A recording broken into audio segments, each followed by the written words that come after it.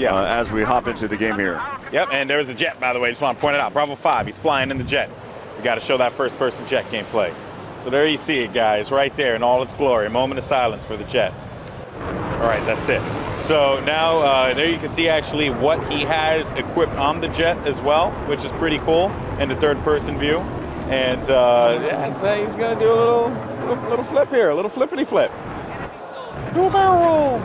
I guess not. Okay, this guy's gonna come. He's gonna tear someone apart. Yeah, he's going to be pushing in here now. Again, he's going to be flying. The J-20 is on the Chinese side. Wow. Yep, and another cool thing, actually, that my favorite, I was talking about it before, but, you know, there's just a lot of different little things that you can toggle in and out, like, you know, the Alpha and Bravo stuff. If you don't want to have it there, you can actually toggle that out, which is pretty cool, too. So, but, you know, for the sake of this, we want to see who's doing really well. And on the blue team, Delta Squad's actually doing quite solid. They're right now sitting 13 and 3 deaths.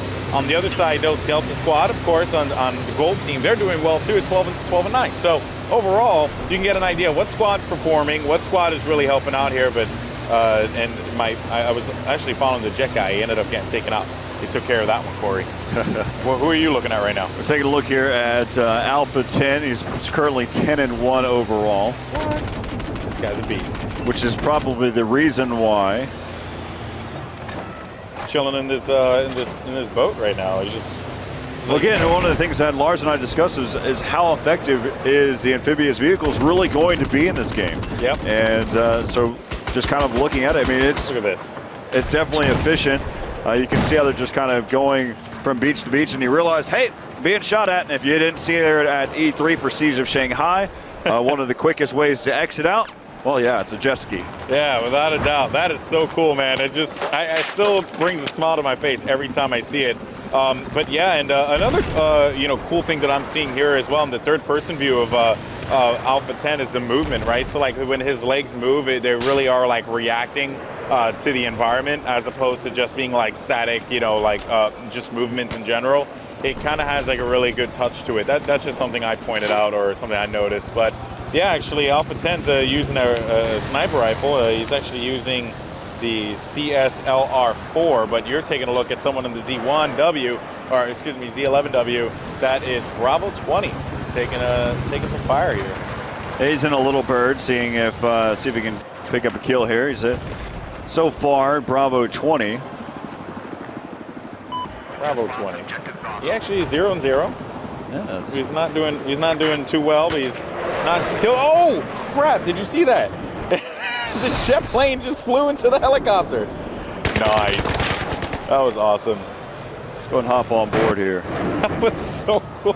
Corey just laughs at me. Like, don't laugh at me, man. That was awesome. That was amazing. Get a perspective and see how well Alpha 13 can do here. So far, Alpha 13, he is 1 and 0. As you can take a look here at your lower third, 1 and 0. 20 millimeter cannon, heat seekers, gyro stabilizer, infrared flares, or IR flares. Oh, this guy's got a lot of great control too. Yeah, he actually. I'm looking at his first-person view. I thought he was gonna dive into the water there, but he managed to stay alive. So that was definitely pretty sick.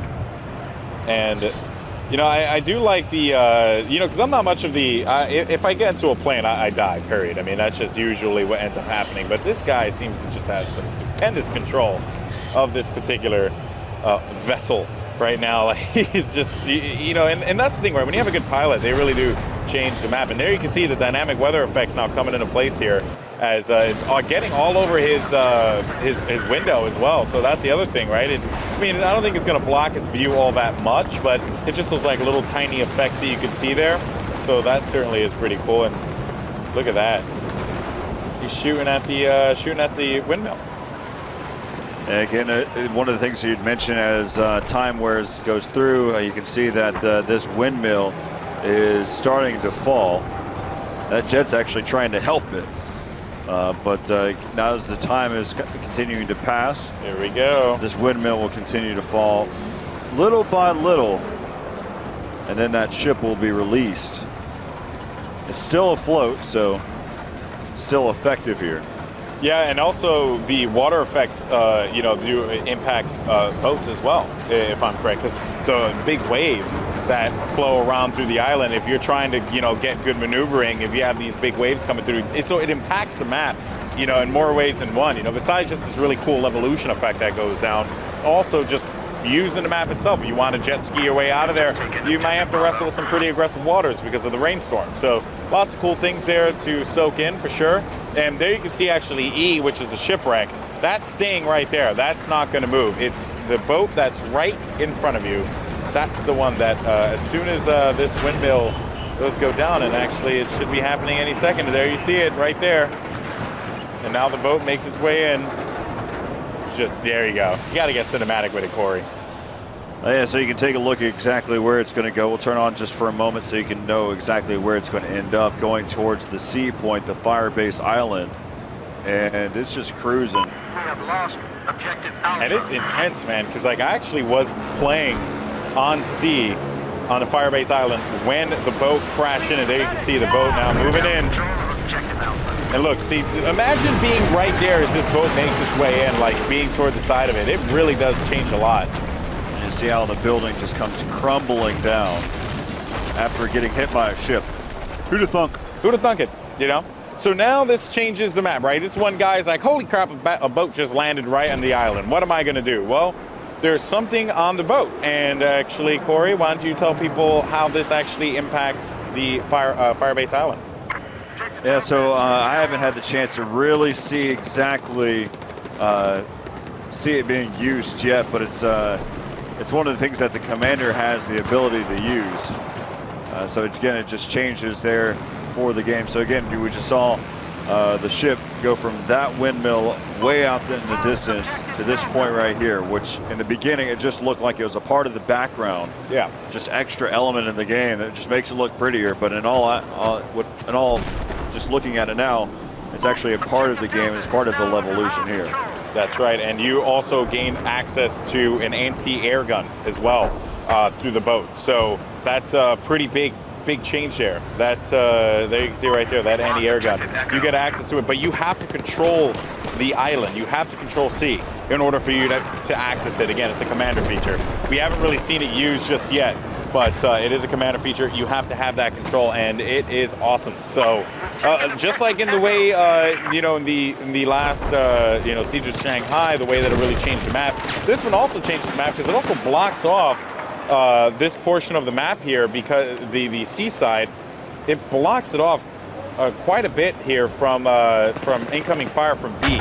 So that does change the element of the map and makes it rather different, which is pretty cool. I believe it's B that that the shots come down from. Yeah, it's B.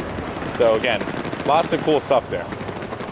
Take a look here. You can see that these players are going to be up here on top of the roof of that broken building. They're actually giving a lot of cover fire for their teammates, just trying to clear out that sea point. The guy below them too. And there is a player that you mentioned that is right below them that actually may be taken out here in just a moment. Again, this is just this nice little firefight action that's happening here.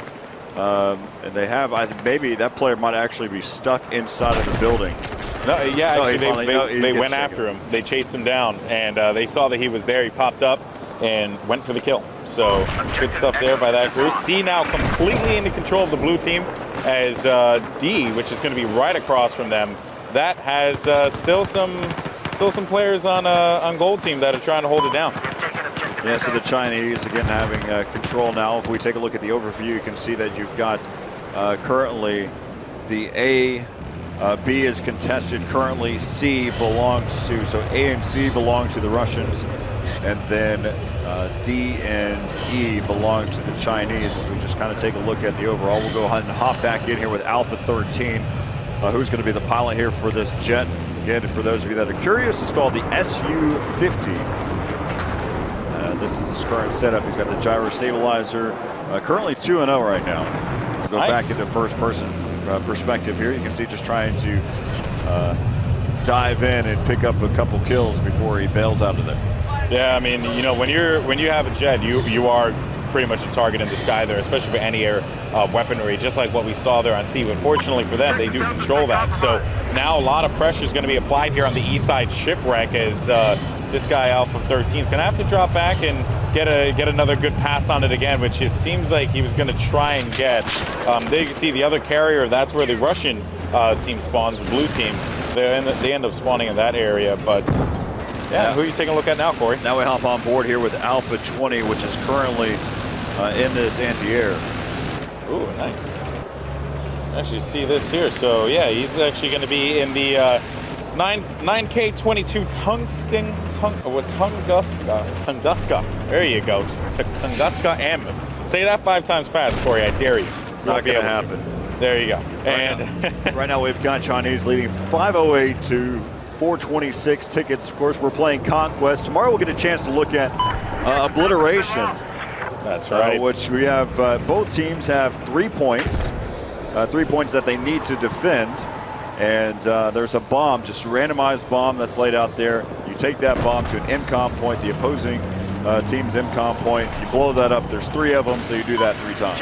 Yep, that's going to be pretty cool to watch. Of course, that's something new. And we are going to get some great opportunities to talk about other features in Battlefield 4 as well. So I'm really stoked about that. That's going to be in the later days of this show that we're doing here for you fine people in Gamescom, and of course watching at home on Twitch TV. Once again, guys, if you want to get social about it, talk to us on Reddit. I'm on Reddit, started a thread on there, our Battlefield, where I'm talking to some of you guys or trying to get feedback from you guys to, find out what new things you guys want us to cover. Because again, just like we did at E3, we're going to do it here again for you all back at home. And then for people in Gamescom, they're just running around doing anything. I mean, I've been seeing people just randomizing so many different guns, just testing things out, what works, what doesn't work. It's pretty cool. Well, here everything is unlocked. Yes. Everything. That's what's so awesome about it. And the camos, too. The camos for everything. Every camo's unlocked. Guys, there's a lot of camos. There has to be at least like 20 camos. At least? No. Really? A lot more than that. Okay. At least I would go with a number more like 40. There's 40. Like there's camos for everything. You want to camouflage your tank? Go ahead and do that. Sure, why not? Your helicopter? Yeah, give it a paint job. That sounds good too. Every single one of your guns? Yeah, we'll make a change to it. That Tiger, that Crimson Tiger looks good on it. We'll go ahead and put that on there. All these different things. Have a field day with it. Yeah.